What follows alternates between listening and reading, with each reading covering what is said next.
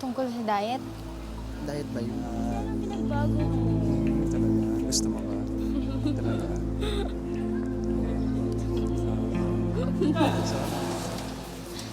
Julio? Kat! Ano to?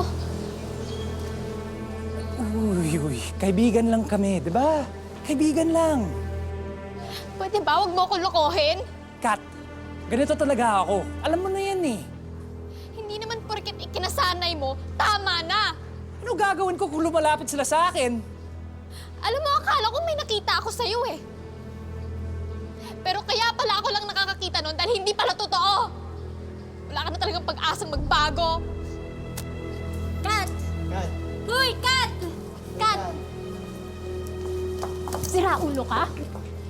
Ginawa lahat ng kaibigan namin para sa'yo, tapos ganyan lang yung gagawin mo? Alam mo, bagay sa'yo maging seaman. Dahil seaman loloko ka. Siman ka, gancho ka.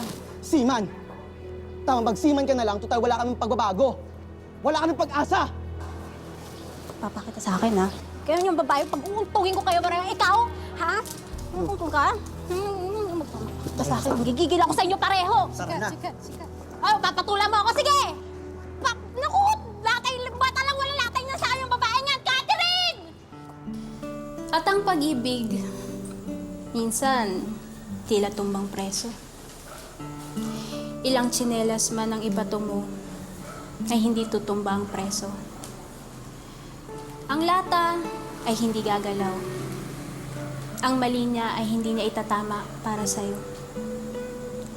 Hindi dahil kulang ang pagmamahal mo,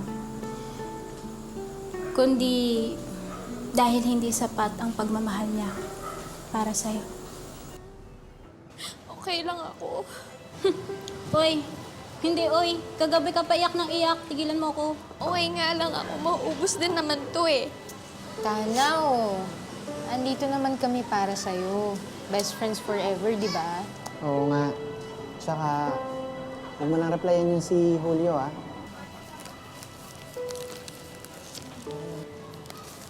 Kat, napatawag ka ni Julio. Ay. Ano?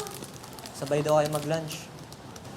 Pakisabi nga dyan sa amo mo, hindi na kami natatakot sa kanya.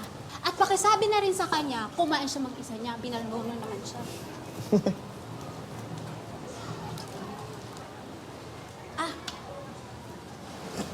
Cheriel, look oh, umiiyak si Kat.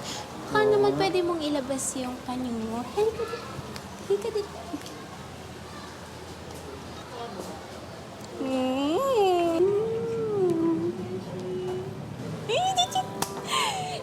Alam mo, Jeriel, mas bagay kayong dalawa. At saka, mas matalino ka, mas mabait ka. O yun na lang, sige na, boto na agad ako. Boto na agad.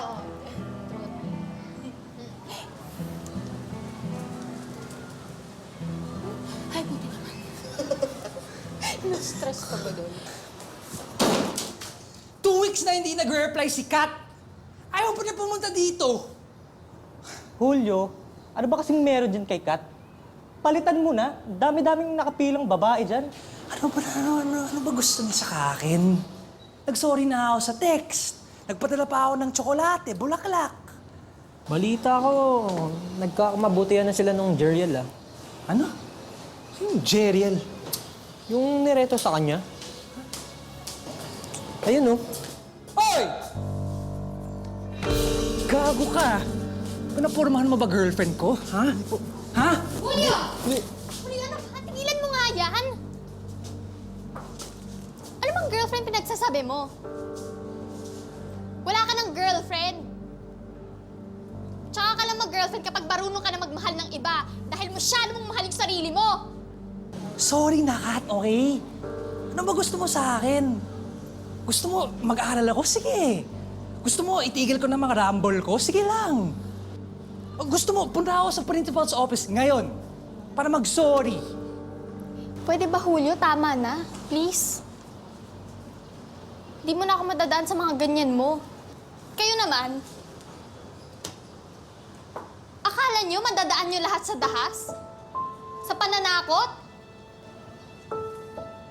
Sumusobra na kayo eh.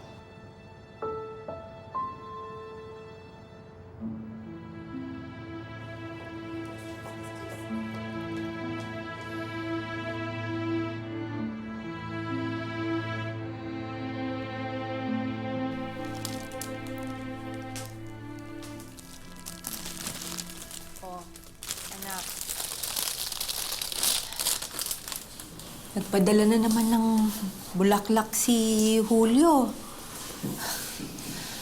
Mukhang napapadalas ng pagpapadala niya ng bulaklak, ah. Pati yung pagtawag-tawag niya sa'yo sa telepono at pag-text-text niya sa'yo, masyado nang madalas. Anak, hinay-hinay lang, ha? Masyado pa kayong mga bata. Hay nako ma, don't worry. Alam ko naman po lahat ng mga bilin niyo eh. Tsaka si Julio, seryoso. Hindi nga niya magawang magbago ng ugali eh. Anak, huwag mong ipilit ang mga bagay-bagay. Katulad niyan, yung sinasabi mong gusto mong maging pagbabago ni Julio. Huwag mong ipilit yon. Hayaan mong si Julio ang kusang makarealize ng mga pagkakamali niya. Total, kapag dumating naman yung panahon na talagang desidido na siyang magbago, siya mismo ang kusang gagawa nun sa sarili niya kahit hindi mo siya pilitin. Marami pa kayong panahon dahil mga bata pa kayo. Naintindihan mo ba ang ibig kong sabihin, anak? Opo, ma. Ay, naku, mabuti pa ayusin ko muna to sa lalagyan niya, ha?